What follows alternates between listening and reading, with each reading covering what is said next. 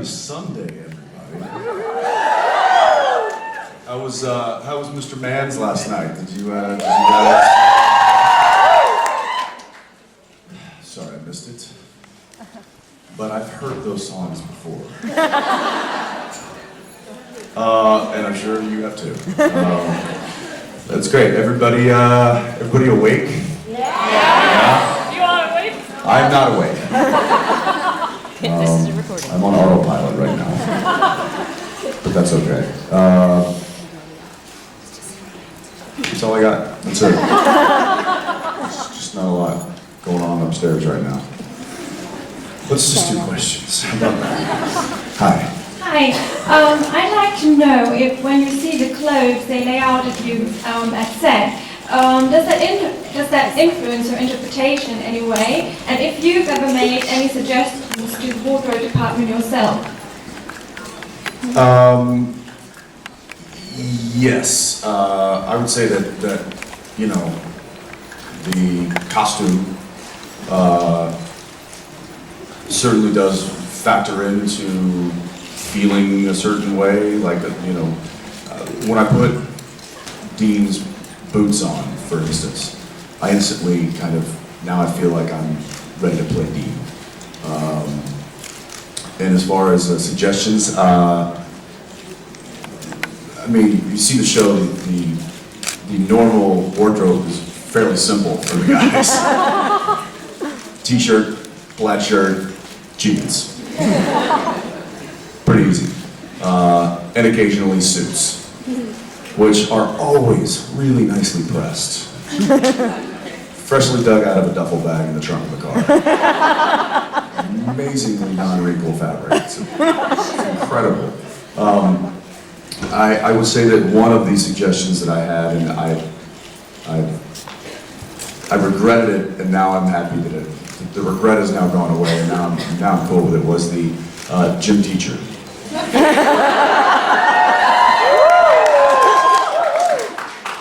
It was not supposed to be that comical, but I thought it would be funnier if it was. So I told them what kind of shorts I wanted, and they had no idea what I was talking about. And I went to the wardrobe department, I got on their computer, I looked them up, and I'm like, those. And I'm like, well, they don't even make them in Canada. I'm like, find them somewhere else. That's what I need to wear. And so they're like, okay. So that's what, that was one example. Yeah. Thank you. Thank you. Hi. Hi, how are you? I think I'm okay. So, I read in one book about supernatural that you were so overwhelmed by Dina's character that sometimes you woke up in the morning and screaming like something like ghost or Sammy Salt. Is that true? No. It's according to Jared's voice. Jared does? Yes. He has supernatural dreams where he thinks he's Sam? Stupid. I'm asking. No, I don't ever like dream as Dean. I will dream as Jensen in a supernatural situation though. And the problem with that is doing this show and doing it for as long as we've done it has given me a false sense of security. In the fact that if I do hear something go bump in the night, I think I'll just waltz right in and take care of it. And that's probably not a good thing. Just the other night, we were getting ready for bed, and it was a big storm outside. And it had been storming for a few hours, and started hearing this upstairs bedroom, and there's a balcony on the bedroom, and the door to the balcony started to shake and rattle. And it really sounded like somebody was trying to open the door, and they were like kind of clawing at the door. And we just turned the lights out, and my eyes shot open. And I heard it, and I wasn't sure. I was like, well, maybe it was just the wind. And I closed my eyes, and then I heard it again. It was like this, it was like scratching on the door. I opened my eyes again. I was like, what the hell is happened a third time, and Danielle just goes, she didn't even open her eyes, she's like, are you hearing that? I'm like, yeah, I'm hearing it. She's like, what is it? I'm like, I don't know. She's like, will you go figure it out? I'm like, hell yeah, I'm in freaking Winchester. So I got up, I walked over, and you know, most people, I have like a curtain on the door, it was just a window door. Most people would kind of like, you know, do this number. I'm in just boxers, and I just go like this. Thinking that whatever is on the other side is going to be scared of me.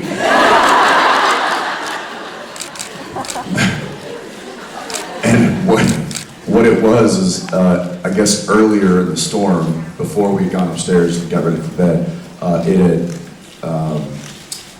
it had blown a branch off of a tree, I mean a big, giant tree branch, and it had fallen on the balcony, and the branches were scratching the door, basically. So I'm like, open the door, wind, rain, and I'm like, it's like a Michael Jackson video. I look down and I'm like, I got it, honey, it's a branch.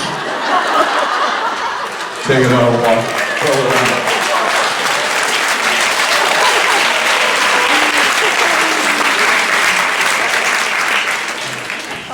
Meanwhile, Danielle has not opened her eyes yet, and I can hear her rolling her eyes.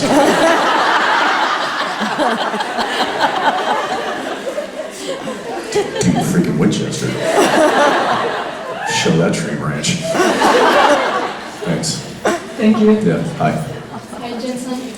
I wanted to ask you if there is something on someone in particular that inspired you to become an actor.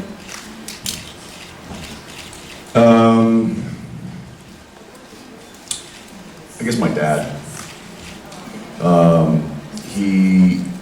Because it was never something that I was inspired to do at a young age. It wasn't like I saw somebody who was like, oh, that's what I want to be. That's what I want to do. It kind of just happened, and it happened because my father and his way of telling stories and acting them out and being goofy and his sense of humor and all of that stuff kind of played into me enjoying acting and storytelling and stuff. So it just kind of happened naturally. And then after a while, I was like, hey, I really like this. And then I started really focusing on it.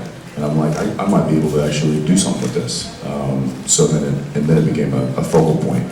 But it was never like there was never like an aha moment of inspiration. It kind of evolved into something that I love.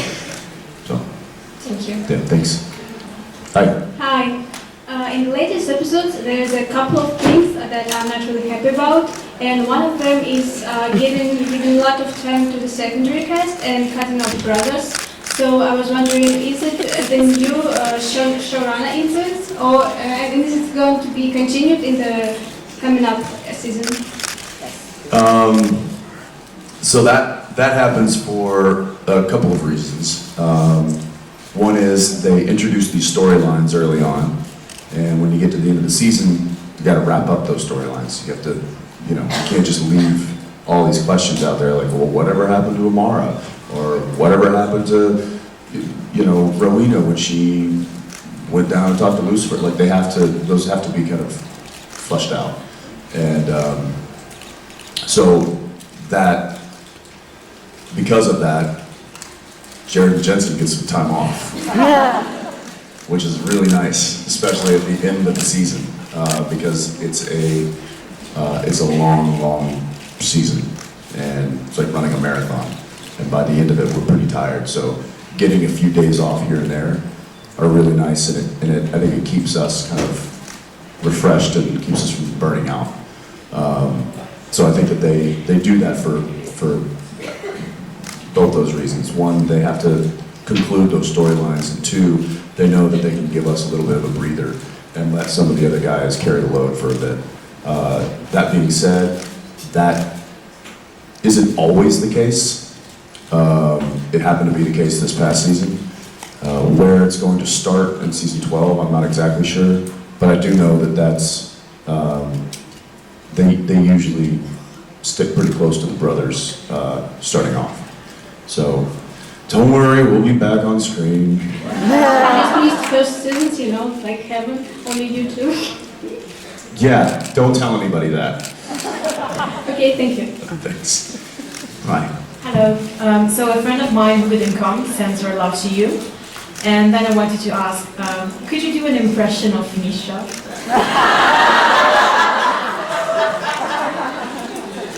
Of just Misha? Not Castiel, like just like Misha. Yes. Okay.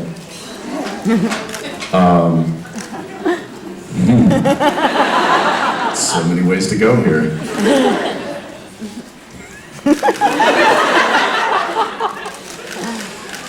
Okay. Did he do an impression of me? Sort of. Of Dean, but not of you. Oh, Dean? That's boring. All right, here. Let me look up.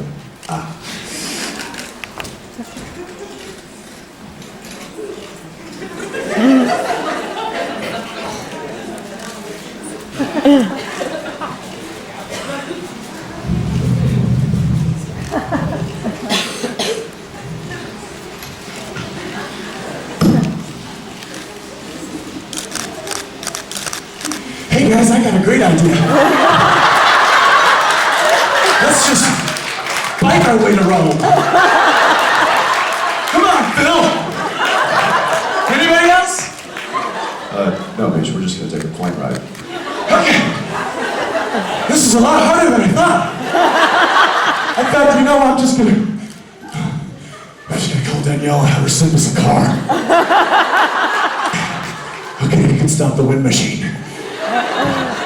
You're welcome.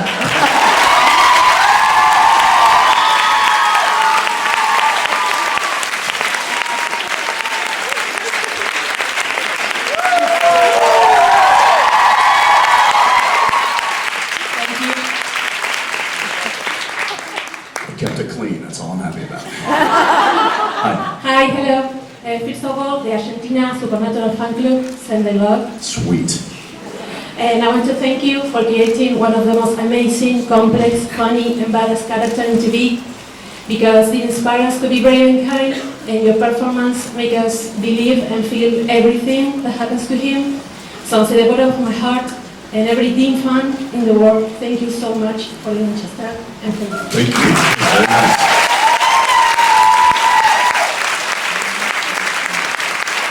We have headcanons about young Dean when he was alone hunting by himself. Do I have what? Headcanons, like headcanons. Yeah. I mean, no. I think I have an idea of what life was assumingly like for him. You know, I talked about this a little bit yesterday in the fact that he didn't have much of a childhood. That he, that was kind of stolen from him when his mom was stolen from him.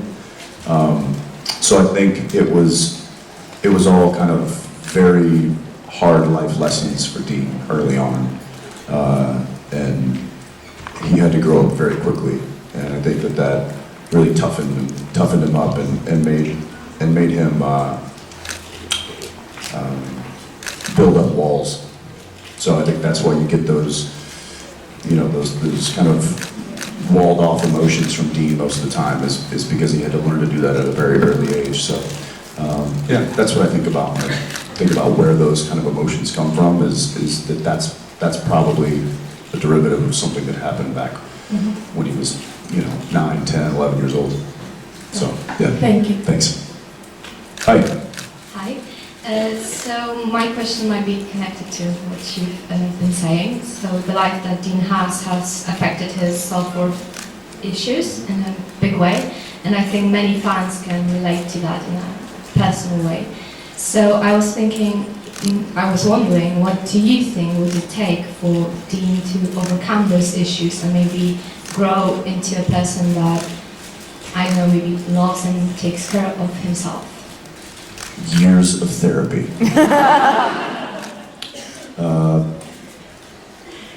I don't know that, I think that he has broken down some walls in the past. I think that he's certainly made an attempt to, but a lot of those, a lot of those walls that he's, the emotional walls that he has, is kind of how he's able to survive. And I think, you know, tearing down those issues or those emotions might, I think, in his mind, leave him so vulnerable that he wouldn't be able to live the life that he lives. So I think it's certainly a defense mechanism. Obviously, I'm no psychologist, so I don't know how deep that goes or what that means. Lynn, help me out. Pretty deep, right? I mean, Dean's pretty messed up. Yeah, but he needs to be. I think it's a tool. Like it's a defense mechanism, and I think he uses that to not just defend against emoting, but I think he uses it to really give him strength and courage to do the things that he does. Now, some of them are good, some of them are not good, but it kind of it's what makes Dean Dean. He's a complex character, and that's part of his complexity. Just like we are all complex characters, and those certain walls that we all have emotionally, maybe physically, is all part of what makes us us. And sometimes you need to face those issues, deal with them head on, and ask for help. Or sometimes you just have to learn to live with them and deal with it the best you can. So I think Dean's trying to do the best he can, but some of those walls he needs. I think he relies on them as crutches. How you like that, man?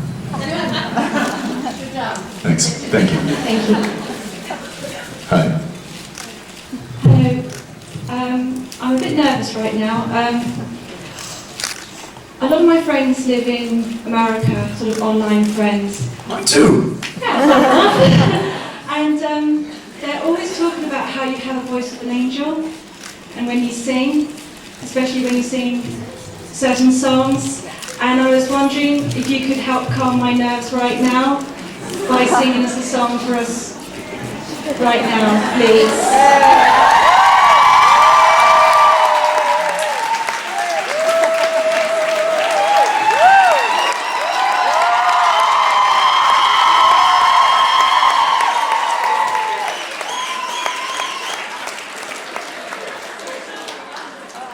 Dance, monkey.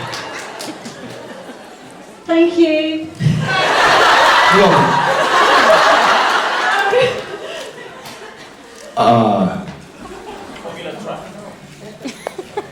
I'm singing a song for you. I'm an angel. Song for you.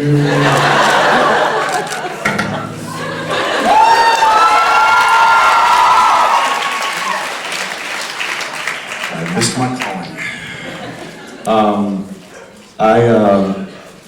I could just play you a song. That's good too. But singing is a bonus. Hey, listen. It was a long night last night. I didn't get a lot of sleep. Do you think we did? Lay off! Ah.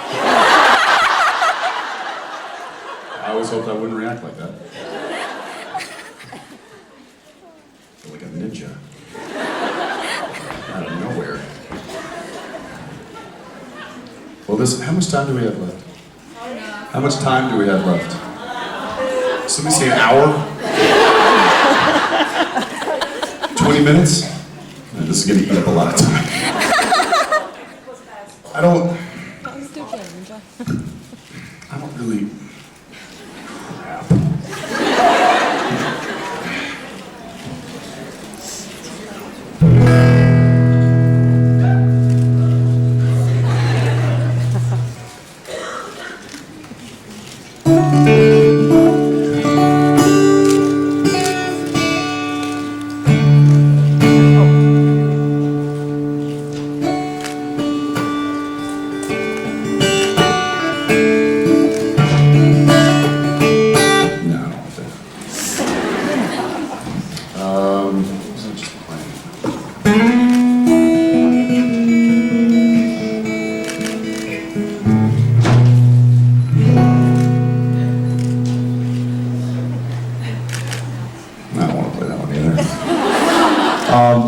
what song would you like to hear?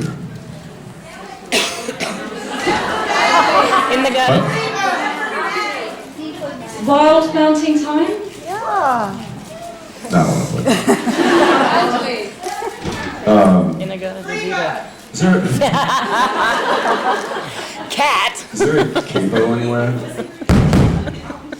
No, sorry. No.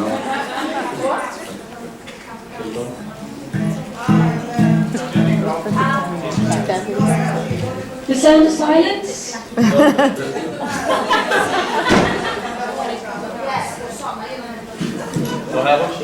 don't know what it is. Where's Laura?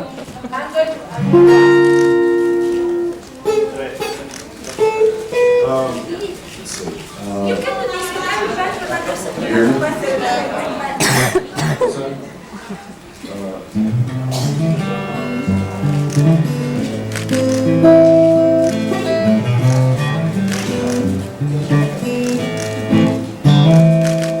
Mama told me when I was young, sit beside me, my only song. Listen closely, what I say. If you do this, it'll help some certainty. Oh yeah.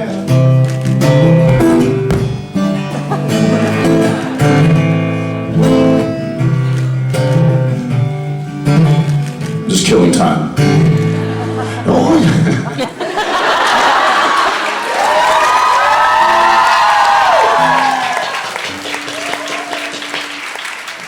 something like that? Simple Man is actually one of my favourite Dean songs, so thank you very much. You're welcome. Thank you. Thank you.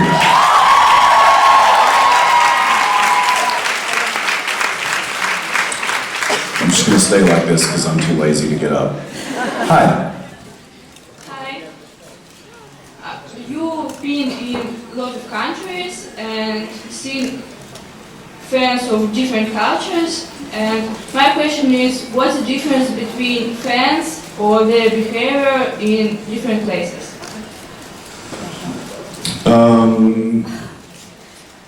You know, to be honest, I would say it's more similar than you would think. The only real difference would be the accent, which in my opinion is really cool, because we're all alike, and we're all part of this family, and even though you might travel somewhere different, people might look different, dress different, speak different, we're all the same, which is awesome, and I love that.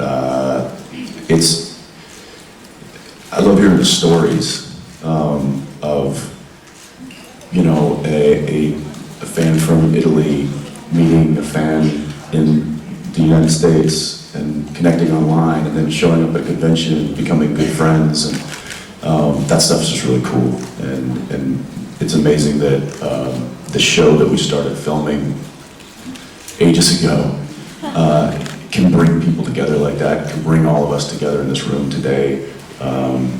And so it's, you know, I find less differences and more likes, and that's really cool. So, where are you from? From Russia. Russia? See, and here you are in Rome, talking to some hack from the States. What? Yes, this is called a capo. Thank you. Sorry. So, I don't know, has Jason talked to you about his new album? Coffers with friends. So, he probably told you the story, I don't know, but he came up to Vancouver a couple of months ago and forced me into a sound booth and forced me to play a song for him. And it was Simple Man, but it was done up here, so it was...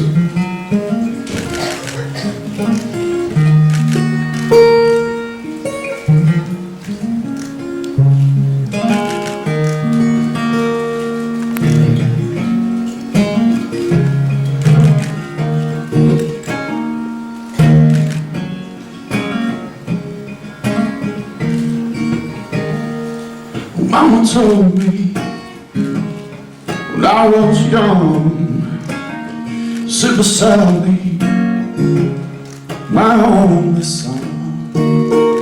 Listen closely to what I say. If you do this, it'll help you some sunny day.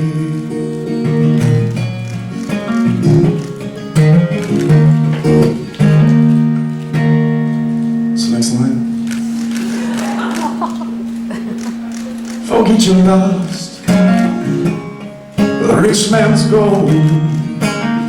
All that you need is in your soul. You can do this, oh baby, if you try.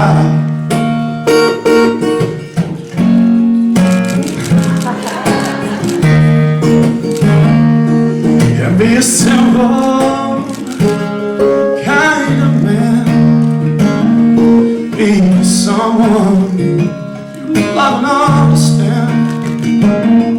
Be a simple kind of man.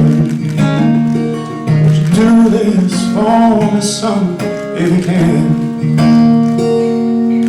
So you'll hear that on his new album.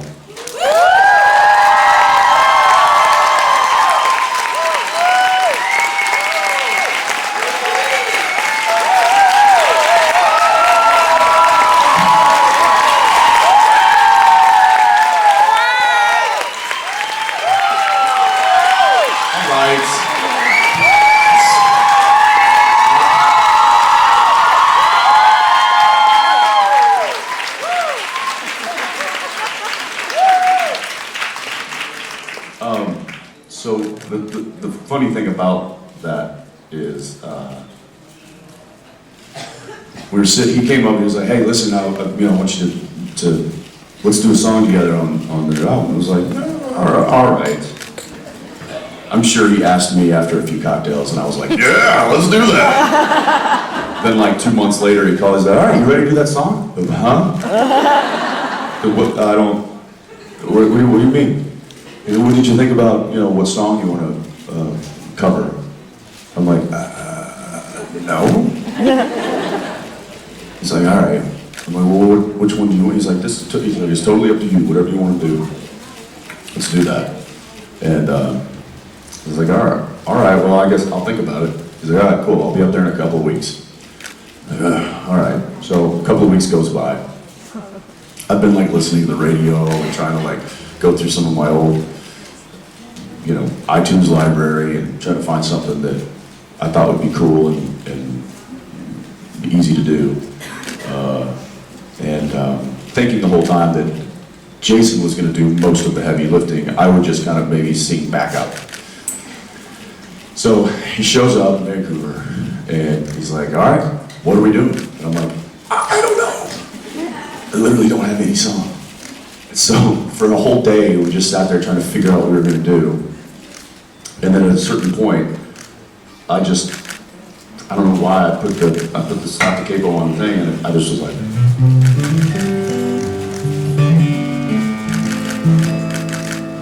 and he's like, what's that? I'm like, it's simple, man. Done it before with Loudness Wayne, whatever. He's like, with the whole band? I was like, yeah. What are we gonna do?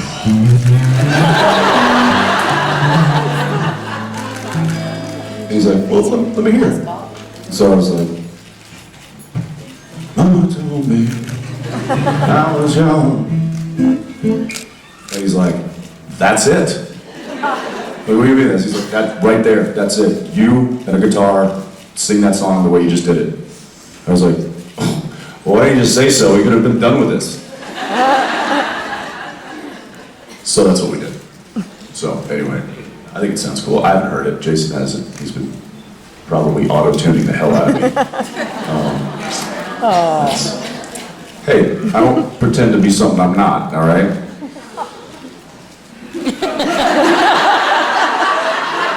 For a living or anything.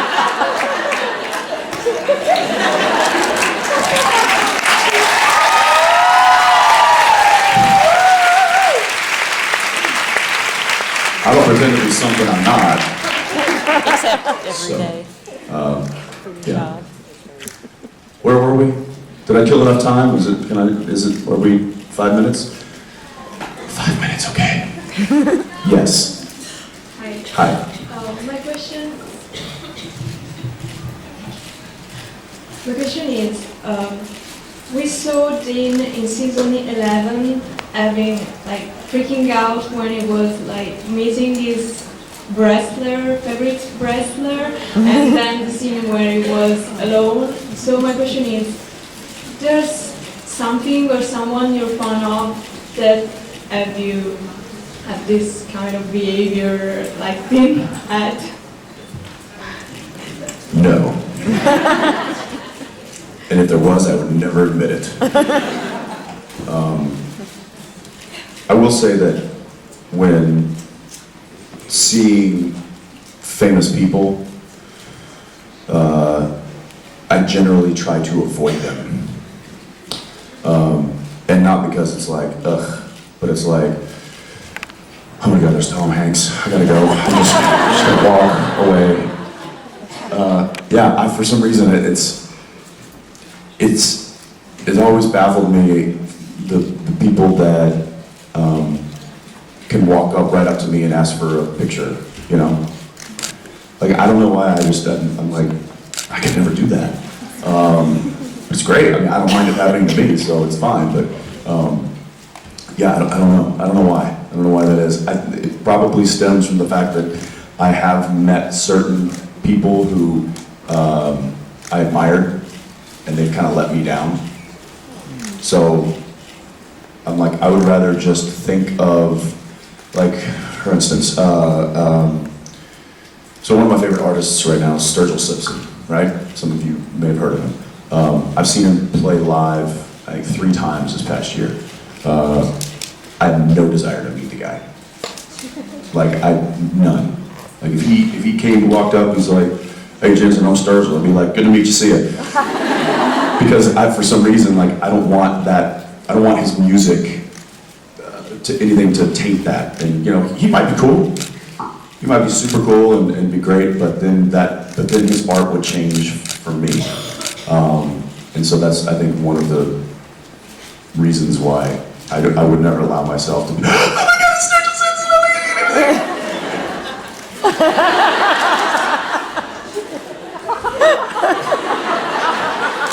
Although maybe it might happen like that, I don't know.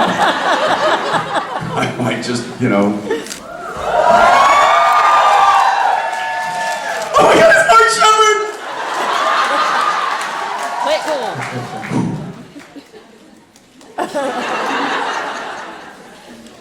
Has Mark told you about the way that I read his lines? So, I read all of when I'm reading script, I read it all, always, for some reason, I'm always by myself, and I read it aloud. A lot of times I do that for me so I can think of different ways to do my lines. For some weird reason, when I'm reading the stage direction, you know, like the boys enter into the police precinct and walk up to the counter. I always read that in an Australian accent for some reason. Don't know why. No, not gonna do it. But whenever I get to Crowley's lines,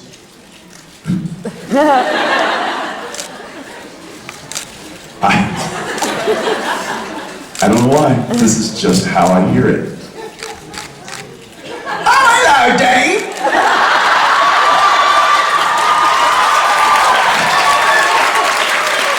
Top of the morning to ya.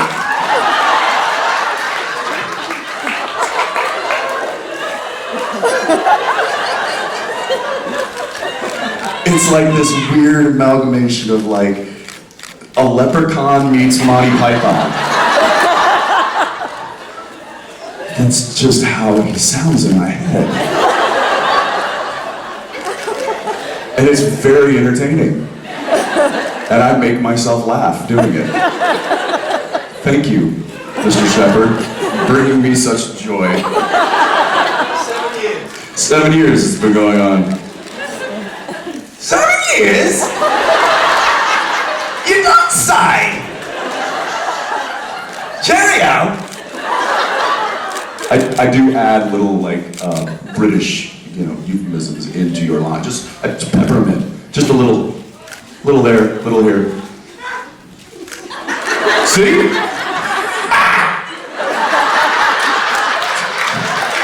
Frosted Lucky Charms, they're magically delicious. Okay, I'll just snap. All right, I gotta go. I don't know what I'm doing here. Just eating up your time right now. I'm sleeping. Hey, I was given a concert a minute ago for some stupid reason. Yeah. What'd you play? Simple Man. But like, just like I was doing in the green room a minute ago. He's got a good voice. All right, well, love you all. I'll see you in a few. Thank you. I'm handing you over to Mr. Mark Shepard, ladies and gentlemen.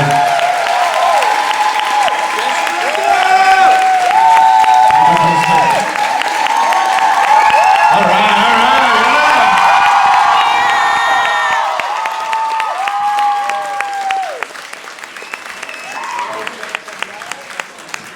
Hello. Thank you. I'm gonna talk like that for the rest of the day.